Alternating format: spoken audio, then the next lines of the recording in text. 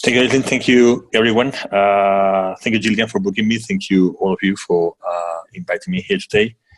As you know, I don't really come very often to this group, as I probably should, but I'm extremely happy to be here tonight, at least tonight for me here, with all of you from all over the world. That's something that still amazes me.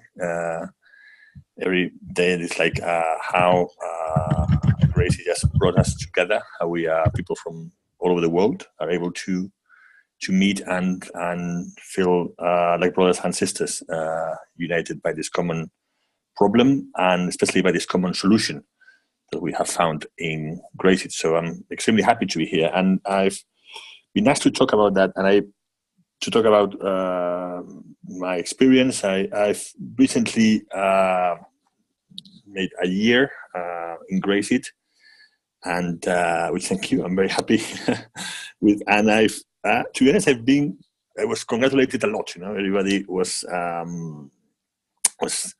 congratulating me a lot for it's like an important milestone, 1 year, and and I suppose my ego was making me think, oh yeah, I did it, I made it, and but then I realized, wait, 1 year is not really that much. It's actually like a humble beginning, if something, and especially when I'm with some people that we've been for years and years and years in GreySheet, and it actually really humbles me. And so I took that first year celebration to actually do a process of thinking where I'm coming from and what this year has been, but also where I did come from, because it's this of ours is a very, as you all know, sneaky disease. You can never let your guard down. And I wanted to share with you a little bit of where I'm coming from, and how was my life before GreySheet, and how has the recovery changed my life. And we try not to bother you too much, and not to bore you too much, but I've been struggling with food most of my life. Especially in my early 20s, I suppose. I tried to identify that when I started to put on weight a lot when I quit smoking, but it's true that I have always had a food problem, even since I was little. I'm sort of blessed and cursed at the same time, that living in a country where after football, food is our second religion. And so everything especially where I'm from the north of the country, where everything happens around a table full of food. Every social event, any family event, anything is happening around food or drinking. So I suppose I live in a culture where we idolize food, and where the way we share our love, or we show our love to others, is through amazing meals. So that's been always part of my life, and I've always been using food as a way to escape from many, many things. So I got to a point in my life, I'm 46 years old now, where I was like 172 kilos, which I don't really know how much is that in pounds, but it's a lot. Even though I am a tall guy, I was still like extremely overweight. I was in a very, very dangerous place when it comes to food. And to my body. I was in the verge of developing some serious coronary disease or diabetes or something. And basically I have been struggling with food for a long, long time. I have been going on diets. I was able to lose weight very fast and then gain weight a lot very fast. I was trapped on that thing. It was, when I lose weight, I was like in high spirits, and then I relaxed myself and went put on weight again. It was for like this yo-yo effect for many, many years, most of my adult life. And it was basically through a very close friendship with someone who happens to be an alcoholic, who's been in recovery for many, many years, but talking with him a lot about how he dealt with his alcoholism, and what triggered his alcoholism, and how things I started to realize, okay, listen, this is what you were talking about, your problem with alcohol is the same way I feel when I think about food and when I have to deal with food. And that way I started to think about food as an addiction, because, it's especially in Spain, it's not very common. When you go to doctors, nobody ever talked to me about food as an addiction, and they still don't. But that's why I started to think about that. I said, okay, maybe that. So I started to do my own research. I found some place in Iceland, actually, where they actually it's a clinic that has some food disorder program, which I couldn't find anywhere else. So I went to see these guys. I spent a month there. That was like 2 years and a bit ago. I spent a month with them. I would do a lot of good for me. Just allow me to lose some weight, allow me to basically to connect with a more healthy lifestyle. And even though they didn't really develop that much the food program as an addiction, they touched a bit on it. So that was my first contact. I managed to at least to change my lifestyle for a while, and I suppose to prepare myself to when at some point, through this friend, he's got a work colleague in Iceland who is actually a GreySheeter, and he was telling her about me, and he said, "Oh, what you're telling me about your friend? He must be a food addict." And he through that he made a connection. He talked to me, and he suggested me to go into that. He suggested to talk to some people. I talked to some people. Talked to some people who are in this meeting on the phone, and it was like a eye-opening thing. I said, okay, I realized. I said, okay, I've known for a while. I've known for more than a year now that I am a food addict, but I didn't really know there was a solution for that as such. So there was, I knew there was OA. I tried OA, it didn't work for me, mostly because I realized what I needed was a system. It was a very clear system, with very clear rules, were clear. I have already accepted that I was extremely powerless over food, but I was alone. I couldn't get any proper help or the kind of help I needed, and which I suddenly found in GreySheet, and it was an eye-opening thing. I'm always been a very accepting guy on everything that looks like an organized group of some kind. For some reason, I always try to be away from that, and there was a resistance on my side about any kind of organized group, and just because it comes from not knowing how things are about, or probably the fear of facing my own demons. But for some reason, it was I suppose because I had already been for a year thinking on that and working on that and looking after myself, and I had already lost some weight, which have at least taken me out of the danger zone in that. So I suppose for all of that, somehow if miracles happen, I think that's my miracle in my life. Is if you get one miracle in your life, that was mine. And I was able to put myself in the right state. I just landed in the right moment.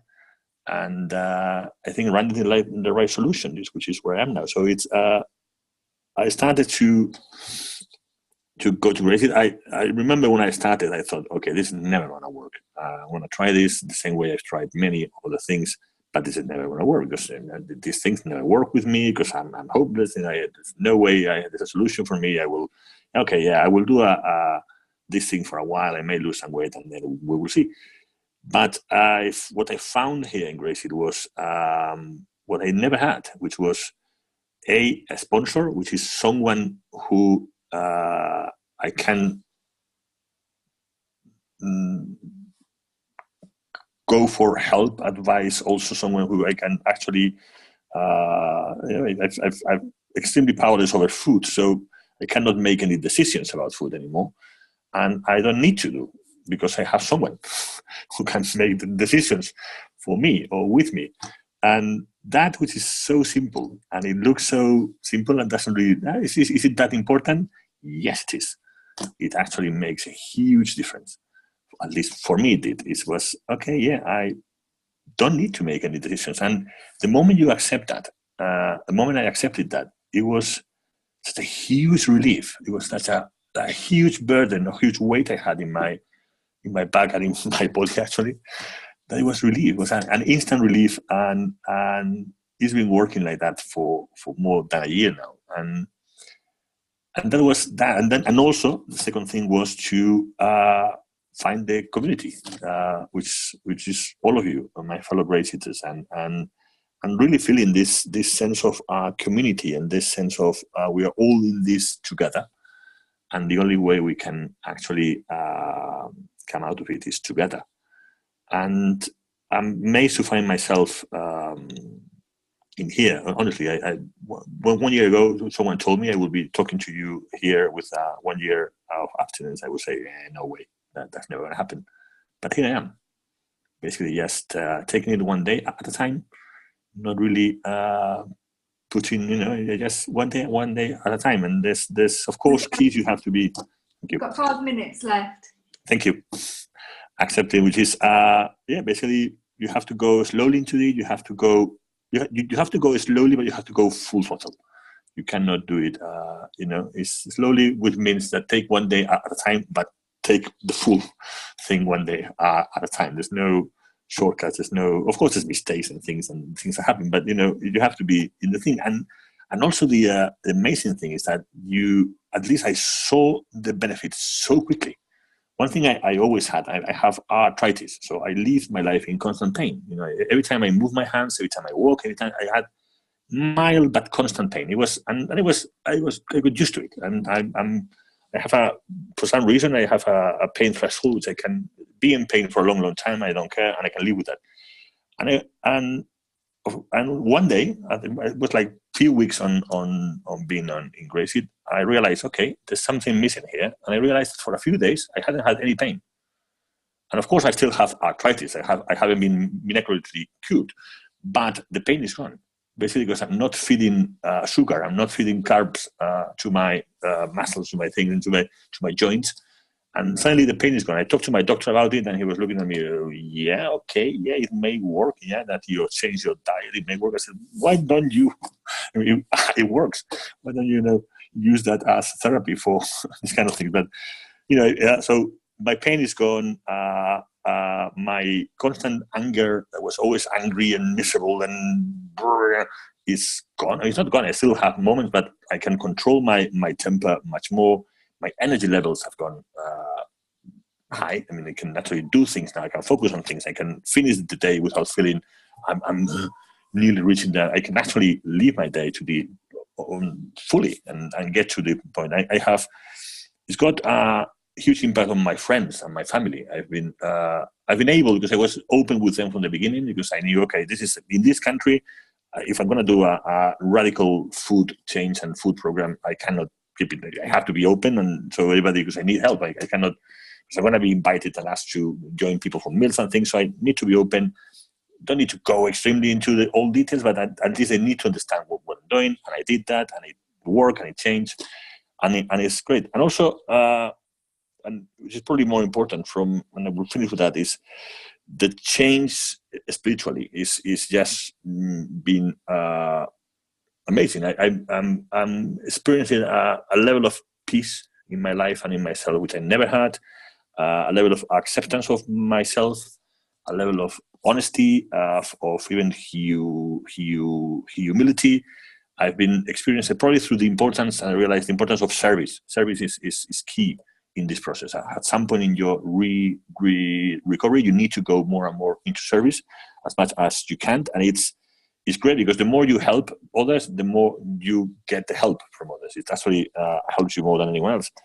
And this acceptance of who I am, and okay, this is who I am, and I'm a food addict, and I need to accept it. And there's no cure for that, and they will never be cured, but I can learn how to live with that and live a healthy, long, prosperous life and with food. And so I'm able to forgive myself, and by forgiving myself, I can forgive others. And so it's like coming out of a vicious cycle and going into something different. It's I don't know. It's just the best thing that has happened in my life, and which is actually what will hope allow me to live my life fully and for a long, long time. So thank you everyone for having me here. It's a pleasure, and it's amazing. Thank you very much.